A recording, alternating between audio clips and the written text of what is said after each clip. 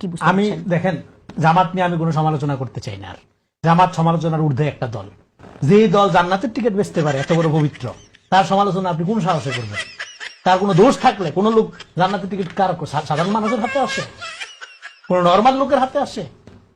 এই দুঃসাহস আমাকে দিয়ে আপনি করাবেন না, দয়া করে। অন্য আলাপ করেন, রাজনীতি নিয়ে আলাপ করেন, পলিটিক্স নিয়ে আলাপ করেন।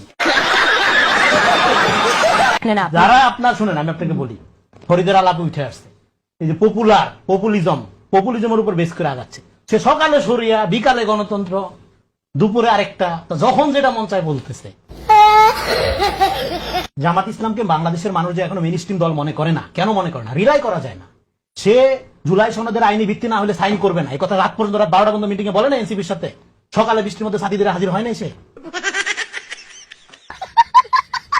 গণঅভ্যুত্থানের পরে নির্বাচনের সময় ইসলামী ভোট ব্যাংক বলে যে তারা আলাদা বিভাজন করলো, তারপরে নাম দিল, যেটা একটু আগে বললাম, নাম দিল ঐক্যবদ্ধ বাংলাদেশ। এই কন্ট্রাডিকশনটা তো প্রত্যেকটা পদে পদে। আপনি কয়টার কথা জিজ্ঞেস করবেন আমাকে? জামাতে আমিরের বক্তব্য, এই যে আজকে গোপালগঞ্জে বলছে যে ক্ষমা করে দিলাম, তার ছেলে মারা গেছে, তার বউ মারা গেছে, তার ভাগ্নি মারা গেছে, সে ক্ষমা করার কে? ক্ষমা করার এখতিয়ার কার? Forgiveness, forgive, only the unforgivable. Derrida বহু আগে বলছে, ক্ষমা করার এজেন্সি কার? কেন ওই যে এনসিপির নেতা তো বলেছেন যে তিনি সেনাপতি, গণঅভ্যুত্থানের সেনাপতি। সেনাপতি হিসাবে সেনাপতি তার কে কি হারাইছে? সেনাপতি গণঅভ্যুত্থানের সময় তো কোথায় ছিলেন উনি? ওনার নামে তো, জামাতের নামে তো কোনো গণঅভ্যুত্থান হয়নি বাংলাদেশে।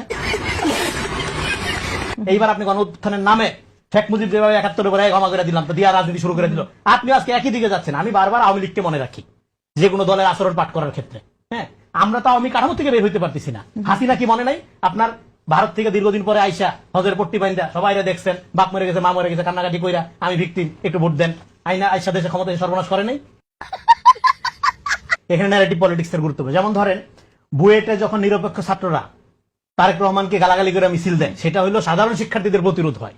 কিন্তু আপনার এই ইয়াতে, এই যে এই কলেজে সাধারণ বিনা অনুমতিতে যখন আমার ছোট ভাই নাসিরুদ্দিন পাটোয়ারি ঢুকতে গেল, সেখানে যখন সাধারণ শিক্ষার্থীরা ডিপ মারলো, সেটা বিএনপির সন্ত্রাসী আক্রমণ, পারমাণবিক ডিম হামলা হয়ে যায়।